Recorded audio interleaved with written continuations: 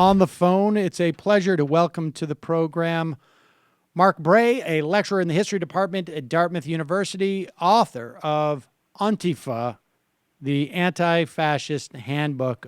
Mark, welcome to the program. Hi, Sam. Thanks for having me. And let me just say that as I slip back into Antifa, please forgive me because it's my Massachusetts accent that takes over when I see that A. And that's fine. Go ahead. All right. Well, let's start with this. Let's start with the history of anti-fascism as, I guess, is this a phenomena or do you define it as a group, an ideology? Let's start with that, and then I guess we go to the history. Sure. In general, I would say it's sort of an activity or a politics. It's a way of looking at opposition to fascism through a sort of pan-radical left lens.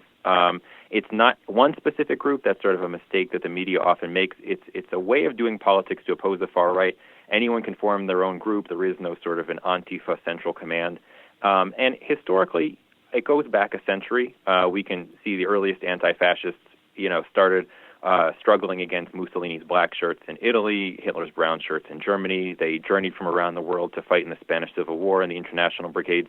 But what's sort of harder for people to understand is that after World War II, although the Axis powers were defeated, in Europe, this sort of sleeping dragon of fascism was slumbering and has reemerged, most notably in the 70s and 80s in Britain and Germany, when a kind of neo-Nazi skinhead wave targeted immigrants from South Asia, from the Caribbean and elsewhere, leftists, and these Antifa groups organized to fight back against the far right. And that spread to the United States in the form of anti-racist action in the 80s and 90s, and that's the kind of lineage and trajectory that we can trace to Antifa today in the U.S. Why? What was it? Where was it in the United States before the 1980s? Well, so certainly we can see it in the 20s and 30s and 40s. There were struggles in Italian-American communities, German-American communities. There were Jewish self-defense organizations that were waging these kinds of struggles in the U.S. as the main fight was going on in Europe. We can also see, of course, that if we take a step back and look at anti-fascism as really just one facet of a larger historical struggle against white supremacy, that we can see certainly that African-American struggles against the Klan and against other white supremacist formations in the U.S. go back centuries.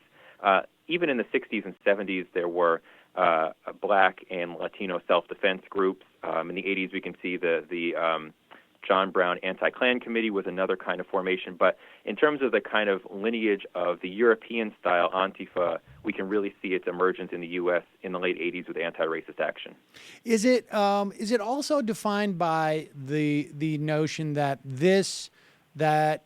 the agenda of anti-fascism supersedes any other political agenda of, is that an element of this? And if it is that a temporal element? So part of the politics derives from lessons that anti-fascists have derived from history. So if you look at the historical anti-fascists of the 20s and 30s, it was very hard for socialists and communists and anarchists to get on the same page.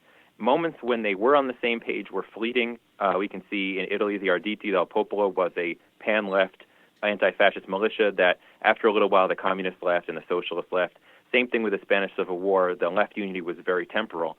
So in the post-war period, a lot of leftists have said, look, we have a lot of differences of opinion about politics, but when it comes to this common threat, let's take a hint from history and put those things aside to organize together against it. And that's something that's sort of maybe the most important point to take out of all of this, I think, for listeners is you may disagree with what these people do, but let's try to find a way maybe to get on the same page and push against a common enemy. And so in that sense, you're right that it's a pan-left politics that tries to put other issues aside for the moment, not permanently, and certainly there's still a lot of differences, but that's where it's coming from. So theoretically, I could be a liberal or I could be an anarchist, and we could both go out and be engaging in Antifa, expressions. Sure. I mean, I've spoken to members of Antifa groups who say that they have members well across the political spectrum. Most certainly are some sort of socialists, but I've spoken to groups that say they also have more centrist people, liberals, social democrats, a whole wide range. And even if people aren't comfortable with sort of the Antifa aesthetic or mode of politics, certainly I think that we're seeing a really inspiring anti-racist movement broadly conceived growing. And that is really, I think, the main story that sometimes gets overshadowed in these conversations. Well, yeah, I mean, so what is the difference between Antifa and anti-racism, broadly speaking? I mean, how do we make that distinction? When you went out to look for, and maybe you should also talk about your methodology a little bit, but when you went out to basically, get data for this book, I mean, how do you know that you're talking to an Antifa or an anti-racist, I guess, activist? So the way I went about doing this, and to take a step back, part of the reason why books like this have not been written really previously is that most Antifa are very reticent to speak to the media, speak to academics, to share their identity. They're very concerned about their groups being infiltrated or being doxxed by the far right or having their information known to authorities. So I'm a longtime activist. I was involved with Occupy Wall Street. I actually came on your show 6 years ago to talk about Occupy Wall Street. And so I have connections in different left networks, and I know some people who are part of some of these groups. I spoke to them. I asked them for references to put me in touch with people they work with, and sort of working through those networks, I managed to speak to more than 60 current and former anti-fascists from 17 different countries, and in that way, I try to paint a broad picture. Now, what is the difference between sort of anti-fascism or Antifa and anti-racism more broadly? Well, the lines are not always entirely clear, and that's really true of politics in general, is that lines are often blurry. Nevertheless, what I focused on is trying to trace the lineage of the sort of specifically Antifa form of politics in Europe, and I focused on people who self-defined in that way.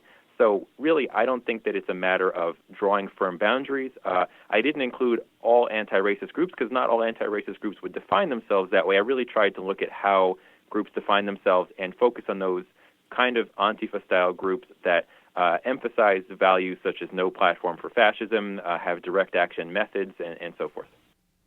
Hi, folks. Sam Seder here. We still need your help on our Patreon page.